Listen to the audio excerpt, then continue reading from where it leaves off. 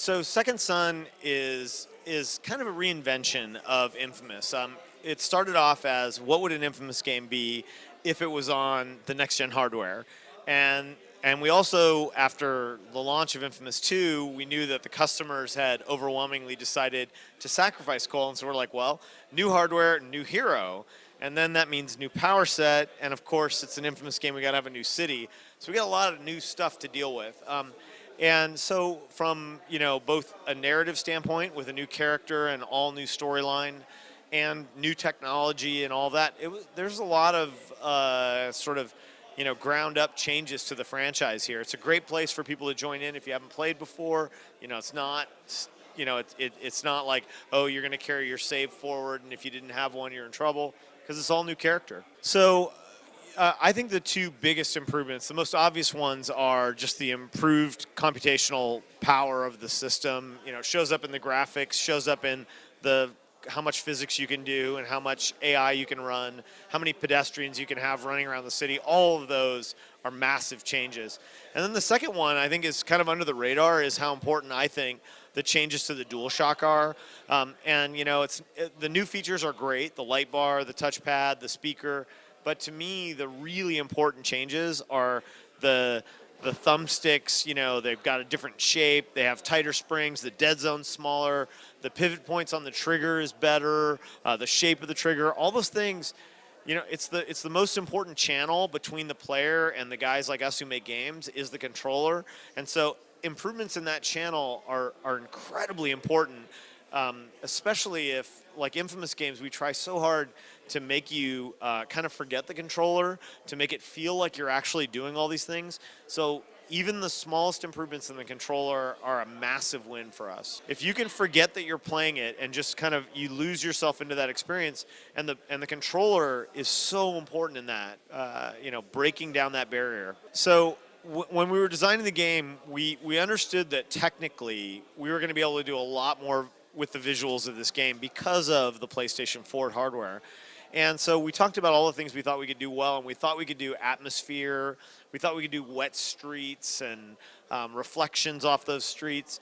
And, we live in Seattle, and we're experts in wet streets, if you know what I'm saying. I mean, it rains freaking 10 months of the year there. So, we started talking about, why aren't we doing Seattle? And so we were a little bit worried that we were just being provincial, just choosing our home, like, ooh, we love Seattle. And so we spoke to a lot of the European marketing and territories and said, hey, is Seattle high enough visibility that it's going to work, and what are the things you think of? And we were really happy with the response. We had some other conversations, and it was pretty well established really early on. This is more than 2 years ago, that's what we're going to do. And then I think, kind of philosophically, once we decided it was Seattle, we used the same approach, which we've taken in other games, which is, hey, we're not trying to make Google Maps of Seattle. What we want is two things. We want people who live in Seattle to recognize it, to be like, okay, that's definitely it. And that absolutely is happening. And the second one is, when people who played the game visit Seattle, we want them to have that moment where you're driving down the street and you see something you thought that we had made up, but is actually real.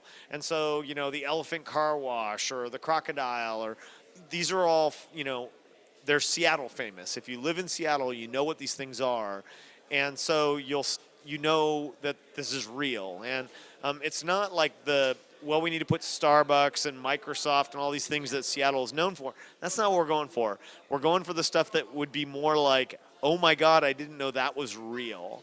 I think the biggest thing for immersion is, other than the reflective, beautiful city, is going to be the performance captures of the actors in the game.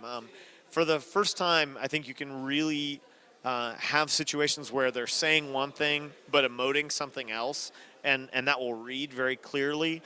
You can have someone can give you a look like, are you freaking kidding me?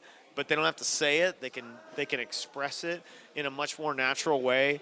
And I think that really gives you access to kind of the soul of the characters in a way that we've certainly never been able to do.